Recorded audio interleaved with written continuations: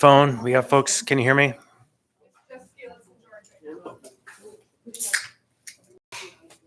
Randy's still in the building. Yeah, Randy was here a minute ago.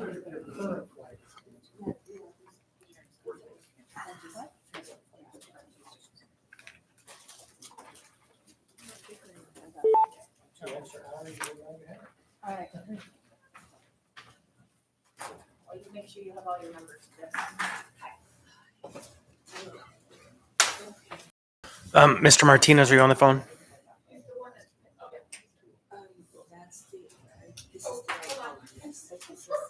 Muted. Hold on. Unmuted. Are you on the phone, Mr. Martinez? I am. Thank you. Thank you, Mr. Rivera. Here.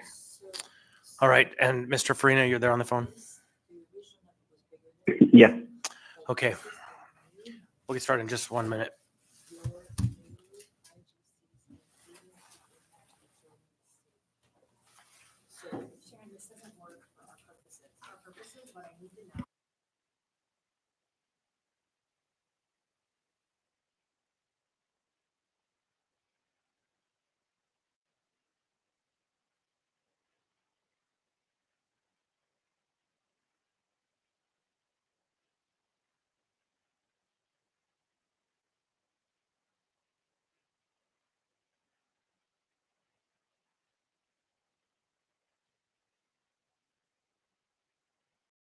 We'll be getting started shortly.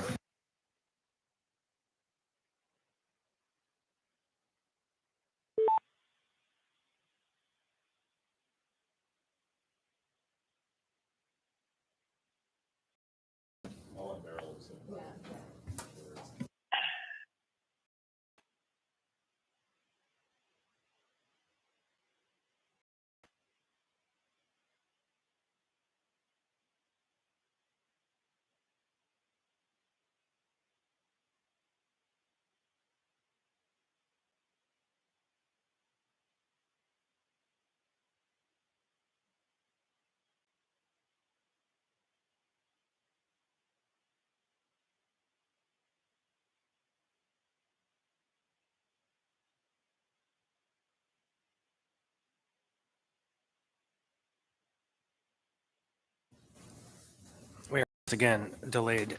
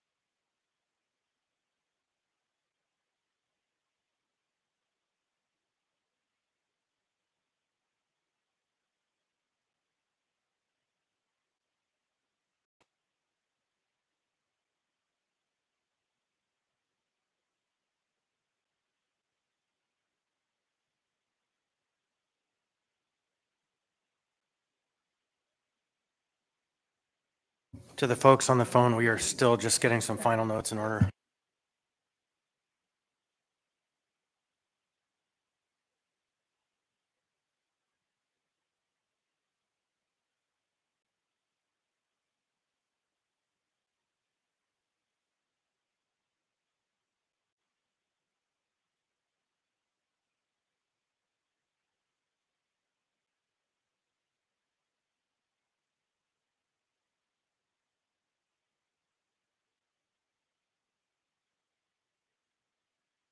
All right.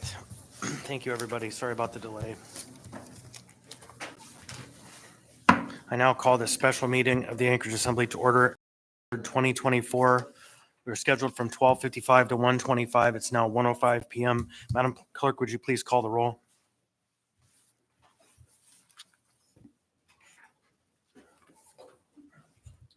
Assemblymember Brawley. Here. Assemblymember Bronga. Here. Chair Constant. Here. Assemblymember Littlefield. Here. Assemblymember Johnson. Here. Assemblymember Martinez. Present. Assemblymember Myers. Here. It's my understanding Mr. Presverdy is absent, excused. Excused. Assemblymember Rivera. Present. Assemblymember Stolt. Here. It's my understanding that Assemblymember Volland is excused. Yes. And Vice Chair Zalatel. Here. Mr. Chair, you have a quorum. Thank you. Ms. Bronco, would you lead the pledge? Yes, Chair. I pledge allegiance to the flag of the United States of America and to the republic for which it stands, one nation, under God, indivisible, with liberty and justice for all. Ms. Brawley, would you read the land acknowledgement? Yes. A land acknowledgement is a formal statement recognizing the indigenous people of a place. It is a public gesture of appreciation for the past and present indigenous stewardship of the lands we now occupy. It is an actionable statement that marks our collective movement toward decolonization and equity. The Anchorage Assembly would like to acknowledge that we gather today on the traditional lands of the Dena'ina Athabascans. For thousands of years, the Dena'ina have been and continue to be the stewards of this land. It is with gratefulness and respect that we recognize the contributions, innovations, and contemporary perspectives of the Upper Cook Inlet Dena'ina. Thank you. We have two items on the agenda. Item 4A, motion to reconsider Resolution AR 2024-104, a resolution of the Municipality of Anchorage revising and appropriating funds for the 2024 general government operating budget. Is there a motion? Move to reconsider. Second. Motion to reconsider by Ms. Zalatel, seconded by Mr. Myers. Any objection to the motion? Hearing and seeing none, no objections on the phone. The motion to reconsider has passed. We now have the main motion before us. Ms. Zalatel. Move to approve. Second. Hold on. Is that where we're at? No, I We're think just in the we, motion to yeah, we, amend. Okay. it's a motion to amend. Sorry. Okay. I move to amend using the amendment to AR 2024-104 that's before you. And then I'm going to ask that you all bear with me as we have made some real-time changes to this before I ask for a second. So this amendment, the changes needing to be made are to delete the chart at the very bottom and change the sentence that says conforming amendments to adjust tax recovery for the Anchorage Building Safety Service area not to exceed 0.045 mils. Is there a second? Second. Moved by Ms. Zalatel, seconded by Mr. Myers. So slightly different than you have on the page. Ms. Zalatel. Great, thank you. So what this does is a few things. It is the assertion of the administration that we are a little bit over $600,000 over the tax cap. And a portion of that is due to intergovernmental charges. So the first line of this amendment to reverse the previous amendment at line 13 had been billed by the administration as a labor scrub. We had recommended, and we passed getting, believing it was like last fall where it would eliminate positions. Instead, it should have read labor adjustment to true up to current positions. It was a truing up, not an elimination of unfilled positions. So that brings us an additional space of $428,739.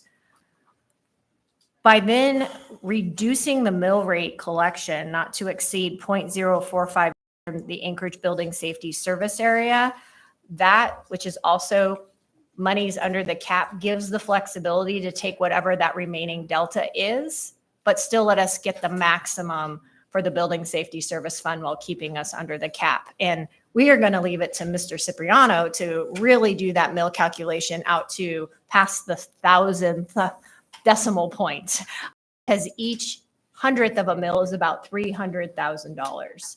So that gives the flexibility for him to do the appropriate calculation, brings us under the cap, and still preserves our policy choice of keeping the Building Safety Service Fund deficit replacement going this year. So that's what this amendment does. Ms. Lechner. This is what she's saying.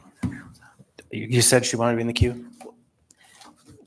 So I'll ask a question Okay, I'm sorry. Ms. You Lechner, wanted to to be the- in the queue. I'm to the sorry. OMB director.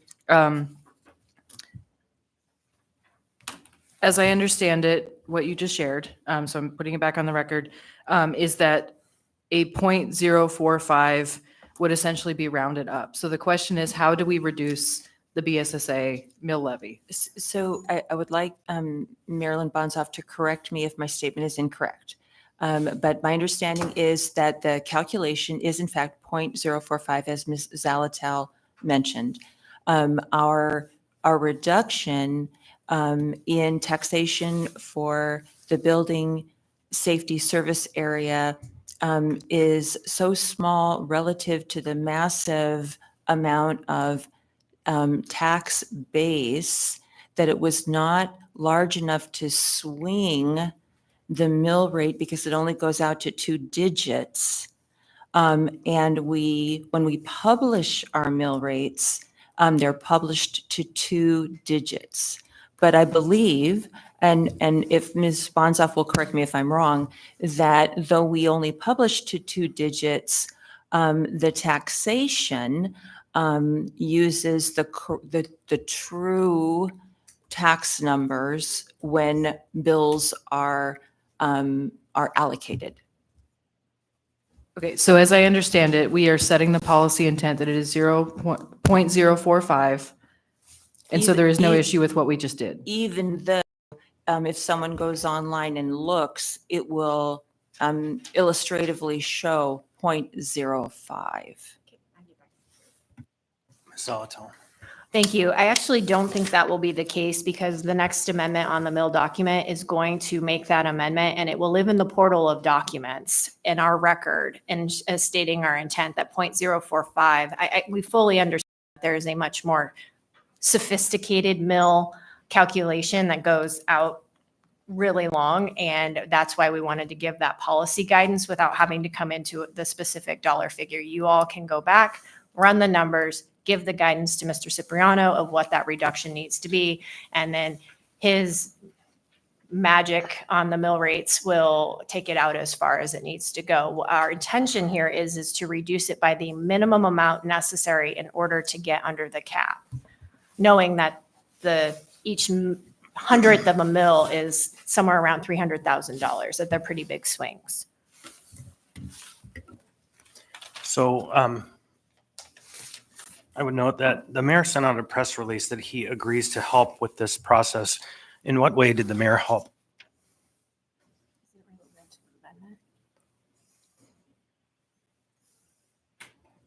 So the administration has worked tirelessly in an attempt to, number one, calculate the amount of overage, which sounds super easy, but in fact, it took about 7 hours to come up with the amount that it was over.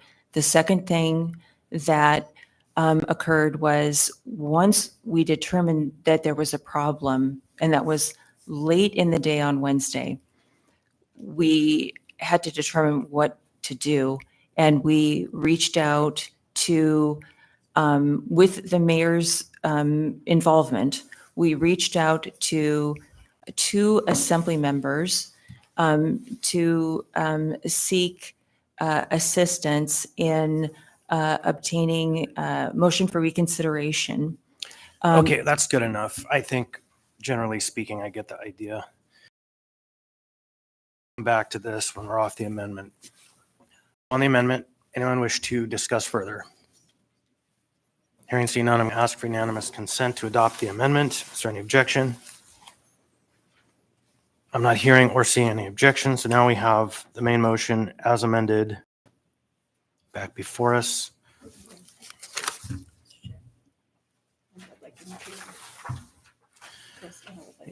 Okay, go ahead, Ms. Brawley. Yeah, thank you. I'll say two things about this for now. One of them is, just to be clear, that just for members of the public and for members looking at our packet, the item that we did bring back is the operating budget, the revisions to it. And so you'll see there's a packet of all of our amendments and all those things. The intent was not to rehash any of that. The intent was to fix this one small thing. That's the first thing I'll say. The second thing I'll say is that Ms. Lechner is correct. This started on Wednesday when there was a technical fix that needed to be changed. And then what actually happened yesterday was a small group of us met. It was the OMB director, the CFO, the legislative liaison for the mayor's office, and then 3 assembly members, us 3 sitting here, me, Scott, and Meg. We sat in a room, we figured it out, they explained the issue, we agreed to a path, and we essentially set a special meeting and worked out what we thought was the solution.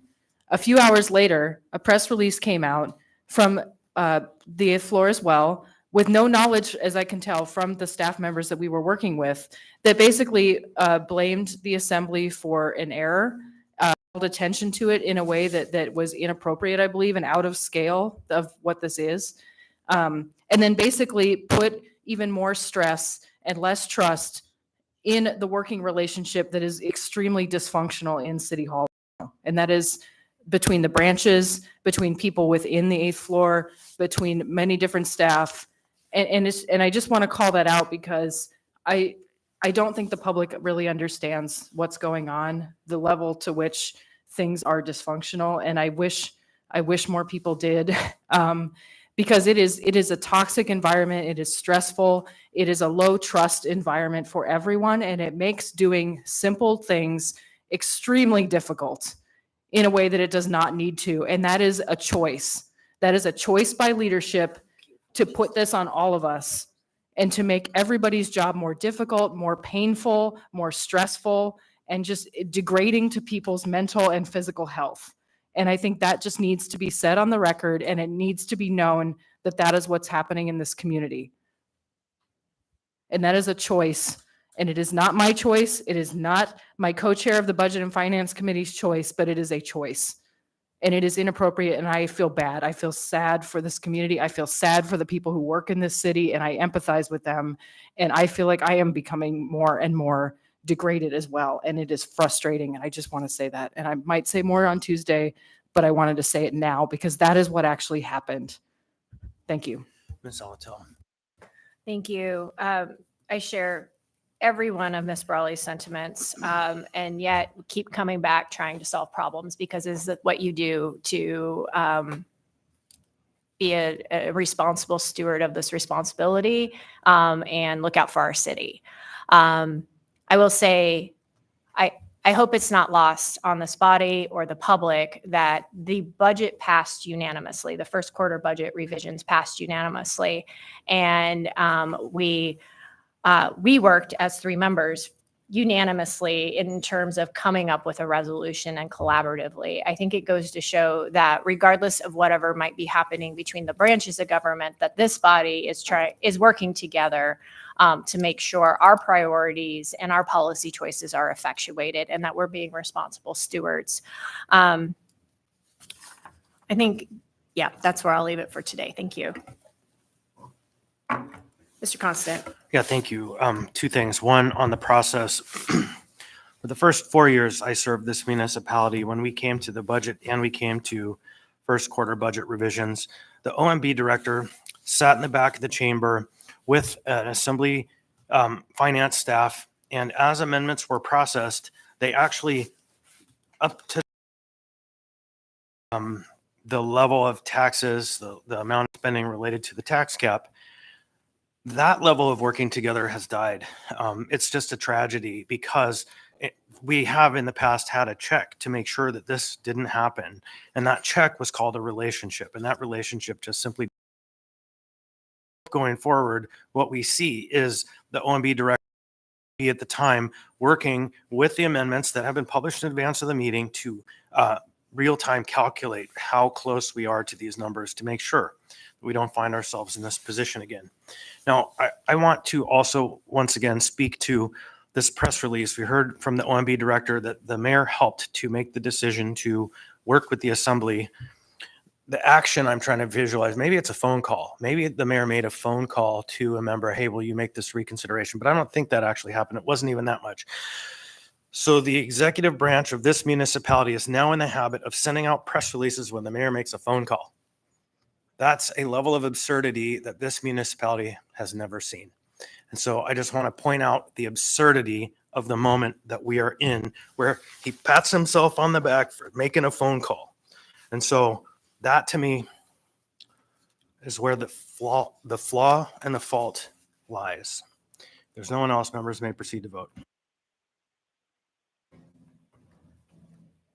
Member Myers, Yes. Assemblymember Martinez, Yes.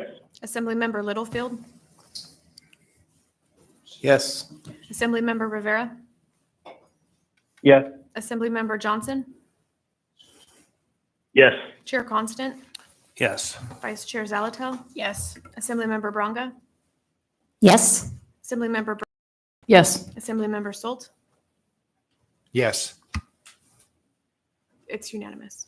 On a vote of 10. 10-0, AR 2024-104 as amended has passed the body again. Next on to item 4B, motion to reconsider AO 2024-29, an ordinance of the municipality of Anchorage setting the rate of tax levy, approving the amount of municipal property tax and levying taxes for all service areas of the municipality. Is there a motion? Move to reconsider. Second. Moved by Ms. Zalatel, seconded by Mr. Myers. I'm going to go ahead and ask for unanimous consent. Is there any objection? I'm hearing and seeing no objections to the motion to reconsider is passed. We now have back before us AO 2024-29. Is there a motion? Yes, move to amend AO 2024-29 with the inclusion on that amendment where after section 27, it will read section 41, building safety service area, a tax of 0.045 mils, and the rest of the document will be as printed. Is there a second? Okay, moved by Ms. Zalatel, seconded by Mr. Myers. Any discussion? Ms. Zalatel? Thank you. So mill changes could be done just through what's on section 44 of that ordinance, which is conforming amendments. But we brought these two changes at the request of OMB to show the general fund change and the ARTSA change. The ARTSA change, the Anchorage Road Drainage Service Area, stems from the funds we put in through People Mover for snow removal. And then, of course, we decided to put explicitly in the BSSA change just so that that record is really clear about our policy intent and the fact that we've gone out to the 1,000th mill. Thank you. On the amendment, is there any objection? I'd like to ask for unanimous consent. Oh, yeah, I know you were. Okay. Mr. Chair, can I move to extend the meeting by 5 minutes Sure. to 1:30? Go ahead. There's a motion to extend by 5 minutes. Second. By Ms. Barley, second by Mr. Myers. Is there any objection? We're extended. So, okay, on the amendment, any discussion? Okay, members may proceed to vote. Member Myers, Yes. Member Martinez, Yes. Member Littlefield, Yes. Member Rivera, Yes. Member Johnson, Yes. Chair Constant, Yes. Vice Chair Zalatel, Yes. Member Bronga, Yes. Member Brawley, Yes. Member Stolt. Yes. The motion passes 10-0. Thank you. So the motion to amend is passed. Now we're back on the main motion.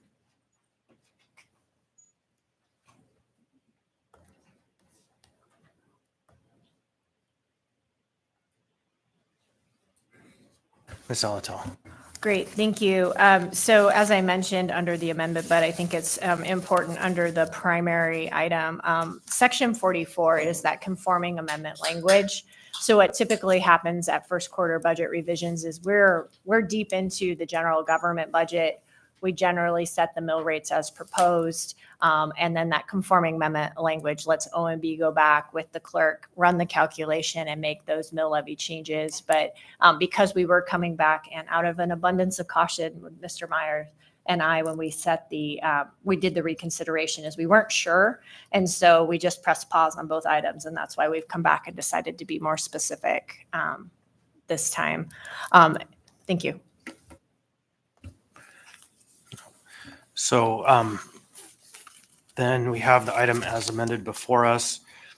I'm going to speak briefly to the ongoing challenge again of us attempting to budget without having our closed financial statements for 2022.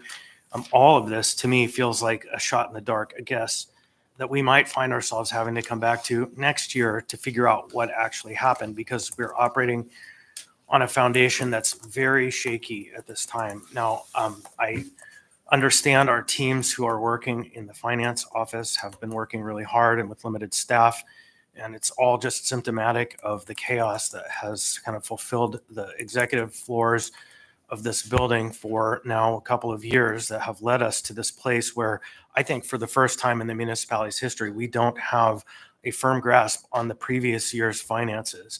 And this continues to bring me grave concern. It shakes me to be forced to a position where you have a yes or a no vote.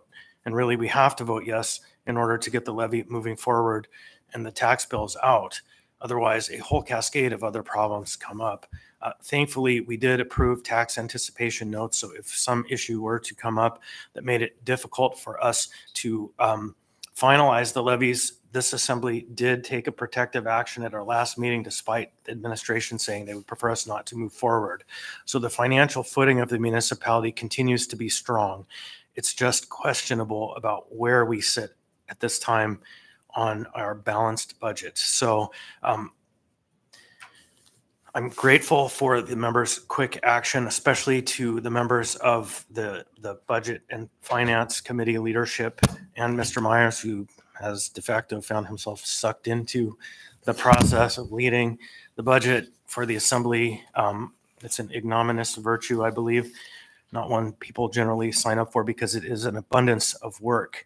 And that work continues to shine in the documents that come forward, the projects that get proposed, and the way we grapple with the challenges we face. And I look forward to a better working relationship that we've been talking about for a couple of years, and in particular, making the process happen earlier in time so that we can have, and not the whole budget process, but certain key elements of it, so that we can have the full input that we're supposed to have through the public and through our own participation. So with that, I think that if there's no further questions, members may proceed to vote. Member Solt, Yes. Member Littlefield, Yes. Member Bronga, Yes. Member Myers, Yes. Member Brawley, Yes. Vice Chair Zalatel, Yes. Chair Constant, Yes. Member Johnson, Yes. Member Rivera, Yes. Member Martinez. Yes. The motion passes 10-0. Thank you. So on a vote of 10-0, AO 2024-29 as amended has passed the body. We have less than a minute left in our calendared time. So essentially, we're adjourned.